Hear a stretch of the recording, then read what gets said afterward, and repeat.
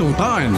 Always number one. Always number one. DCGB 729 kHz. Enod sa Bareta.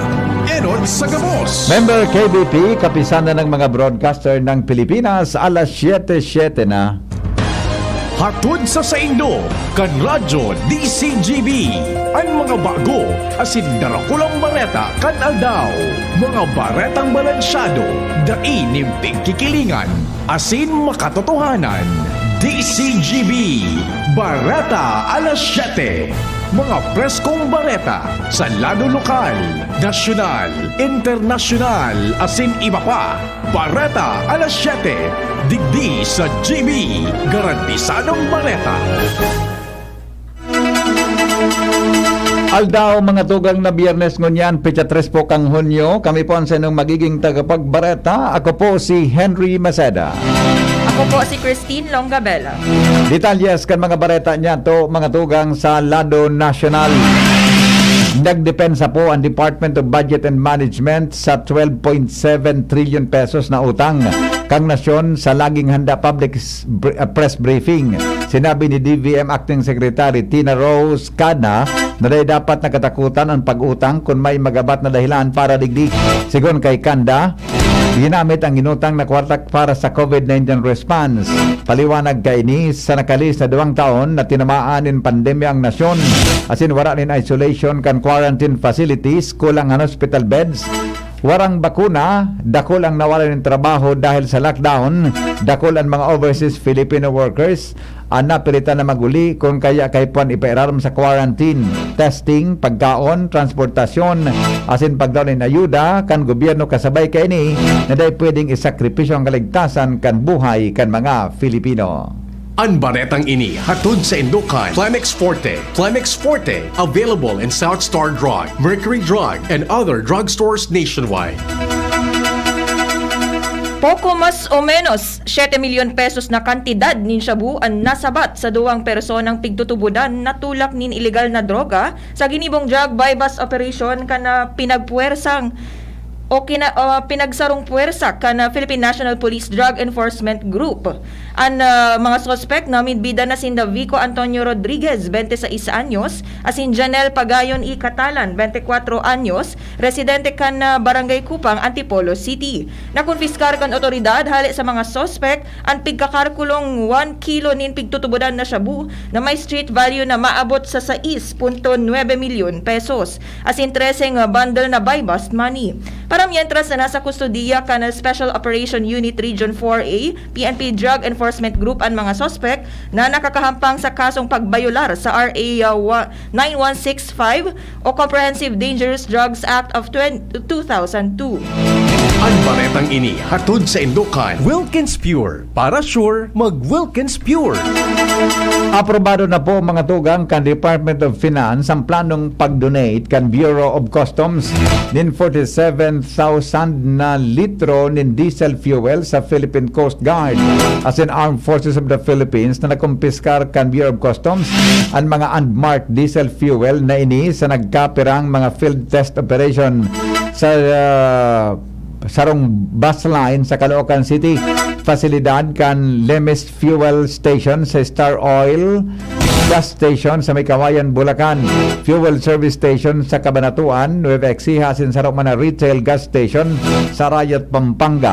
Sigon kay Finance Secretary Carlos Dominguez, nasabat ang mga diesel hali sa operasyon ay kinasa kang Luzon Petromobile Integrated Services Stations Incorporated.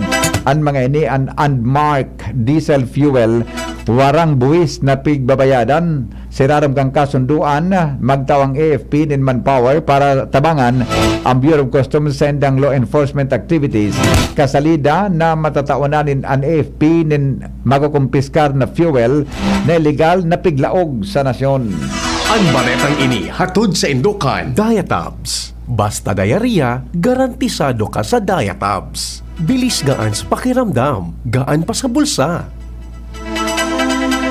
Nagpatanid ang Metropolitan Manila Development Authority o MMDA sa publiko na nagagamit nin bako rehistradong sakayan na wara nin plaka. Sigun kay MMDA Chairman Attorney Romando Artes, nagluwas nin memorandum an ahensya ngunya na aldaw manungod sa paggamit kan mga bako rehistradong personal vehicle na wara nin plaka.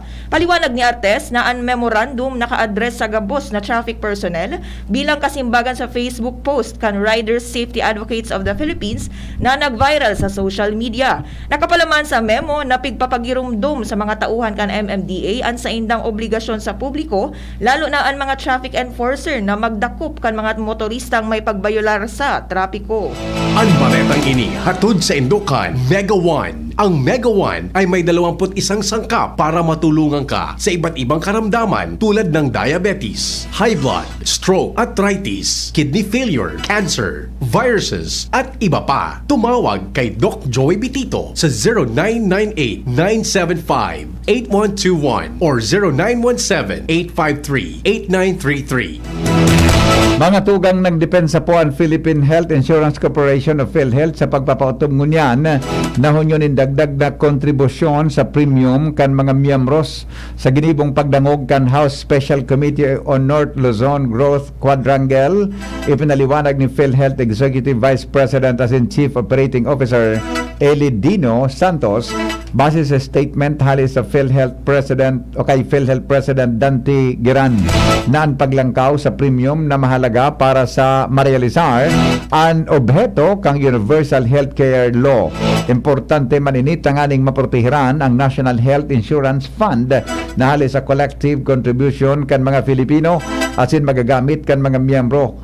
Siniguro kan PhilHealth na ang lakdaang ini para sa interes kan milyon-milyon na Filipino na nangangaiponin medical na nakadepende sa ahensya. Handa si Senator Risa Hontiveros na pagbuksan giraray sa Senado ang investigasyon sa maanumalyang transaksyon kan gobyerno sa Pharmally Pharmaceutical Corporation. Sinabi ni Hontiveros na very willing siya na maglatag nin resolusyon para sa ika-19 na Kongreso. Segun kay Hontiveros, makalihis na daay mailatag sa plenaryo bago magsara ang session kahapon kan committee report kung saan inirekomenda na kasuhan ang mga opisyal kan Pharmally asin ang Department of Budget and Management Procurement Service. Sa draft report, inirekomenda na kasuhan man sinda Health Secretary Francisco Duque asin Presidente Rodrigo Duterte. Para kay Hontiveros, importante na matipon sa Senado ang resulta kan investigasyon na pinanginutan ni Senator Richard Gordon. Tinauan doon ni Hontiveros na papanindugan niya ang findings kan committee na nagkaigwanin overpricing sa binakal na pandemic supplies sa Pharmally. Oras mga tugang sa Pilipinas, alas 6:15. Iba pang mga bareta, mabalik. Magalipas lang po kan mga patalastas. At ngayon, ang pinakabago, ang pinaka-epektibong food supplement na mabusising ginawa sa Amerika at matapos ang 3 taon, aprobado na ng FDA. Mega One, ang evolusyonaryong produkto na nagtataglay ng 21 natural na mga komposisyon na nakatutulong upang palakasin ang immune system at ang ating kalusugan. Para sa karagdagang impormasyon, maaaring pumunta kay Doc Joey Bitito sa Barangay 18, Cabangan West, Legazpi City, kaharap lang ng Bangko Sentral ng Pilipinas. O tumawag sa 0998-975-8121 or 0917-853-8933 para sa free consultation sa natural medicine. bisitahin din ang aming Facebook pages, Mega One-Superfood at NHC Bayanihan Official. Mega One, evolusyon para sa kalusugan. Para kay Ralph na napuruhan ng boss, kay Suzy na di makasakay ng bus pa uwi, at syempre, para sa'yo. Embassy Whiskey. Its smooth, oaky flavor helps you unwind after a long day. Kaya relax, slow down, and chill muna tayo. Drink responsibly. Nowadays, everyone deserves to relax. Kaya chill muna with Embassy Whiskey. Its smooth, oaky flavor is the perfect way to end your daily grind. Drink responsibly. Kidilets, Kidilets, United Home Kidilets. Chewable paracetamol, gamot sa lagnat for kids in candy flavor. United Home Kidilets. Unilab yan. Paracetamol is the generic name of Kidilets. If symptoms persist, consult your doctor. Lemex na, kawawang batay, lubo, hinika, parada ng salbay, plema. May halamang muntik, natural ng papawi, kung tawagin ay lagundi. Nasa Lemex for kids yan, sarap lasang orange, yummy, banana.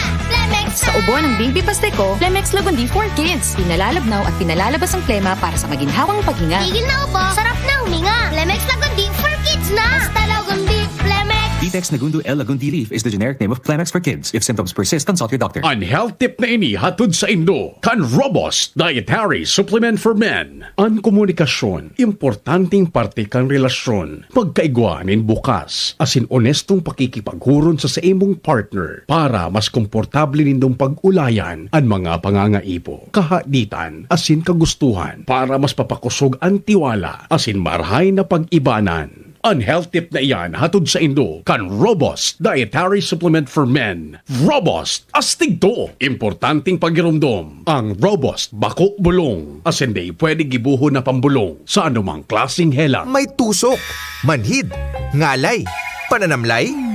Pag may umaasa sa'yo, kailangan masigla. Excited ang katawan, pati na ang isip. Kailangan Far-Excited. Vitamin B1, B6, B12. Tamang B vitamins para Far-Excited. With proper diet and exercise, tumutulong laban sa tusok, manhid, tamlay ng katawan at isip. Far-Excited. Vitamin B1, B6, B12. If symptoms persist, consult your doctor. Miss, yung order ko. Sandali lang, sir. Imagine mo pag natapos na ang paghihintay mo. Yan ang sarap ng Ginto Gin. Barrel Aged para mas swabe ang hagod nito. Ginto Barrel Aged Gin. Ibang gin to. Drink responsibly. Try the smooth taste of Ginto Barrel Aged Gin. Drink responsibly. Minsan lang tayo mabuhay. Pagpapabukas mo pa ba? Ibalik ang happy. Ngayon na ang araw. Hanapin kung ano ang magpapapi sa'yo. More energy with Enervon. Ibalik muli. Ibalik na ang happy. Ibalik na ang happy. More energy, more immunity. Mas happy with Enervon. With proper diet and exercise versus non-use. Multivitamins is the generic name of Enervon. If symptoms persist, consult your doctor. Ang gusto kong makamatch itong sweet. Pero hot. Di mag-Mac Spaghetti at Mac Cafe Premium Roast Coffee ka. Pwede man medyo cheesy and cool. Mag-cheesy burger McDo, asing Coke McFloat ka na sana. Hanapon ang sa indong angay na match na bagong McSavers Mix and Match. Magpili din sa wrong main. Dagdagan ang match din sa wrong side. Miski anong snack combo. 75 pesos sana. Nagbabago ang presyo. Dakulan combos na magugustuhan sa McSavers Mix and Match. Visit your nearest McDonald's store today. Maggie Magic Sinigang. Mas masarap. Real asim ng sambal. Mas masarap. Maggie Magic Sinigang. Mas masarap. May sarap ng Maggie Magic Sarap. Maggie Magic Sinigang. Mas pinasarap versus previous formulation. Di lang puro asim, Maggie Magic Sinigang. Sinigang na may asim linamnam from Real Sampalo. Preferred by 6 out of 10 moms versus nakasanayan. Try na ang mas pinasarap na Maggie Magic Sinigang. Maggie Magic Sinigang. Harapin ang hamon, mga true hero. Sa neuropathy, di magpapapigil. Pag namamanhid, nangangalay, o may tusok-tusok na ramdam, mag-neurobion na! Neurobion, Neurobion! Neurobion, Neurobion! Take clinically proven Neurobion. It helps treat nerve damage and helps regenerate the nerves with proper diet and healthy lifestyle. Vitamins B1, B6, B12 is the generic name of Neurobion. If symptoms persist, consult your doctor. Nestle All-Purpose Cream, now in budget pack. 35 pesos SRP only. Now it's so easy to create mango ref cake. Wow, wow, weekend every weekend. Basta may Nestle All-Purpose Cream. Try it now with Nestle All-Purpose Cream Budget Pack. 35 pesos SRP only. Visit createwithcream.ph for the mango ref cake recipe. Nestle All-Purpose Cream, now in budget pack. 35 pesos SRP only. Now it's so easy to create mango ref cake. Wow, wow, weekend every weekend. Basta may Nestle All-Purpose Cream. Try it now with Nestle All-Purpose Cream Budget Pack. 35 pesos SRP only. Visit createwithcream.ph for the mango ref cake recipe. DCGB, Barreta, alas 7. Barreta, alas 7. Mga tugang, alas 7:22, padagos kitang unyan sa mga bareta sa Lado Nacional, porsigido po si House, o kaya sinabi po ni Senate Majority Leader Juan Miguel Zubiri Asin incoming Senate President na bako prioridad ni President-elect Ferdinand Marcos Jr. ang pagmukna asin pagitaas nin buwis. Sigon kay Subiri, sinabi ni Marcos sa saindang pagtiripon dahil habo kainin na buwis tolos ang pag-urunan sa paglaog kan sayang administrasyon, lalo na ta sigurado na ini na magugustuhan kan mga namanwaan. Sigon kay Subiri, mas gusto ni incoming President Marcos na tapalan ang mga luho sa koleksyon nin buwis. Pinagunambitan ni Subiri na ang pagkurtar sa korupsyon sa Bureau of Internal Revenue asin Bureau of Customs ang dapat na matawalan ng atensyon para mas lalong makalaog sa kabankang nasyon ang tama na buwis asin magakanigo na buwis para sa gobyerno. Ibinida kan lokal na gobyerno kan Taguig ang ribo-ribong individual na natauwanin trabaho sa ikinasang job fair sa syudad. Sigun sa city government, 174,340 applicants ang na-hire sa job fair, mientras na 18,125 ang ipinairarom sa business training sa paagi kan Taguig Manpower Training Center. Objeto kan LGU na maitaguyod ang pantay-pantay na oportunidad para sa gabos na residente, lalo na ang mga naapektuhan kan COVID-19 pandemic, asin pagtabang sa mga negosyo na makakuanin kwalipikadong empleyado. Sigun sa LGU, padagos ang job fair sa Taguig kung saan sa Hunyo 8, 22 asin 29 magkakaigwanin siring na aktibidad sa Upper Bikutan, Maharlika asin Simbayanan ni Maria. Mientras na sarong mega job fair ang nakatalaan nagibuhon sa Vista Mall Tuktukan sa Independence Day sa Hunyo 12. Siniguro po ni Vice President-elect Sara Duterte Carpio na susuportahan niya ang pagpapadagos kan mga programa asin kampanya kontra sa illegal na droga. Kasayang mensahe sa programa kan Philippine Drug Enforcement Agency sa 13 Martires City, Cavite, kung saan nagpaabotin pagbati si Duterte Carpio sa mga ensyang kaibahan sa drug war. Nakasentro ang programa sa pagraot kan kantidad na 14.29 bilyon na droga sa warehouse kan Integrated Waste Management Incorporated na nasa batman sa iba-ibang operasyon kan ahensya. Tinaman doon kan masalidang alkalde sa Davao City na si Sebastian Duterte na masuportaman sa nasabing advokasya. Mientras na bukas man ang PDEA sa anuman na may tatabang ni Presidente Duterte sa ahensya bago matapos ang sayang termino. Magigiramduman na plano kan Marcos administration na gibuh na drug czar an outgoing president. Nagtutubod si infectious diseases expert Dr. Ron Jean Zolante na napapanahon na para halion naman ang emergency label kan COVID-19 sa Pilipinas. Pahayag ini ni Dr. Zolante matapos ideklarar kan ibang mga nasyon na tapos na ang emergency kan COVID-19 alagad minidbid pa man giraray ninda ang pagpapadagos kan pandemya. Sinabi ni Dr. Zolante na pwede man ining ikonsiderar sa Pilipinas lalo na tamantenido ng hababa ang COVID cases sa nasyon. Apwera digdiya naman ang mga bakuna asin ang mga antiviral medicines kontra sa COVID-19. Sigun pa kay Dr. Zolante, pwede naman ining matukar kada masunod na administrasyon para makapag-move on na ang nasyon asin retrato na sana ang COVID bilang sarong endemic. Ang importante sa isyong ini, iyo ang magpadagos pa man giraray ang pagsunod kan publiko sa health protocols asin mantinidong available ang mga bakuna asin bulong maging ang pagiging bukas kan mga opisyal para sa mga pasyente o ospital para sa mga pasyente. Nakalihis po ang 2 taon na makapagpadara o makapagpapadara na giraray ang nasyon in mga overseas Filipino workers sa Israel. Sa laging handa public press briefing, sinabi ni Philippine Overseas Employment Administration Administrator Attorney Bernard Olalia na nasa 61 mga OFWs ang naipadara na sa Israel tanganing magtrabaho bilang mga hotel workers. Sigon kay Olalia, first batch pa sa naini dahil sa mga masunod na aldaw asin bulan sobra sa dakol na mga OFWs ang ipapadara sa Israel. Mientras na nakapag-deploy naman ang nasyon in caregiver sa ibang nasyon. Sa katunayan, nasa 2,000 na ang na-deploy.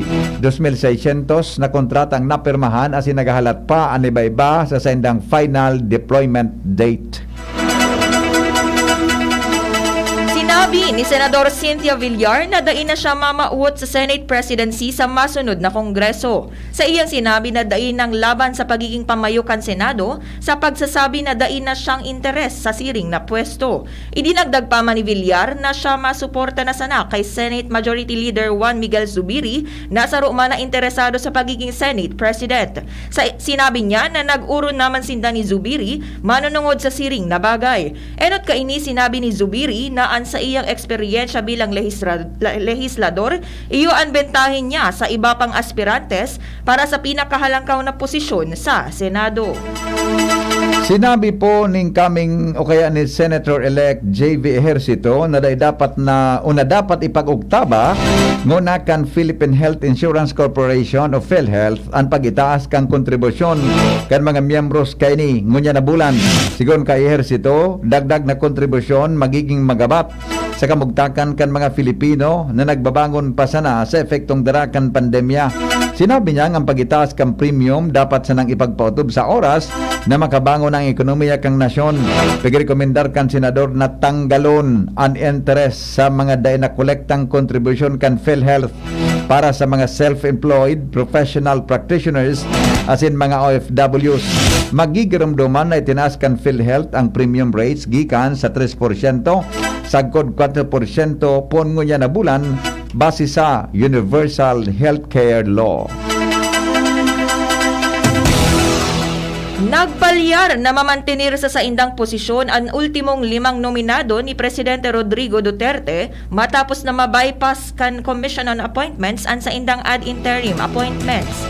Ang CA Committee on a Constitutional Commission nag-adjourn na kan sa indang pagdangog sa appointment ni the Commission on Audit Chair Rizalina Noval Hustol, Civil Service Chair Carlo Alexi Nograles, COMELEC Chairman Saidamen Pangarungan, COMELEC Commissioner Amy Torrefranca Neri, asin COMELEC Commissioner George Garcia. Ang 18th Congress magkakaigwanin adjourn sinidye sa Hunyo 3. Mga tugang, pinag-inggan niya na po ni outgoing Senate Minority Leader Franklin Drilon ang mga neophyte sa Senado na mag-adal kung paano igalang ang saindang mga pag-iriba asin ang publiko. Inang naging advice ni Drilon kung sayang ipinaliwanag na wala rin maraot sa pag-aadal asin paghapot sa mga eksperto. Sinabi ni Drilon bilang mambabata sa laog din 9 na taon kay puhan niyang mag-adal asin magdangog sa palibot.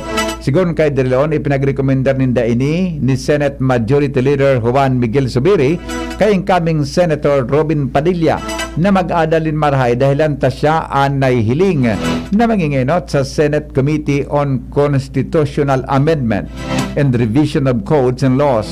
Tinaman ni Drilon na ang senador kay puanin legal knowledge as in igwanin exposure sa konstitusyon.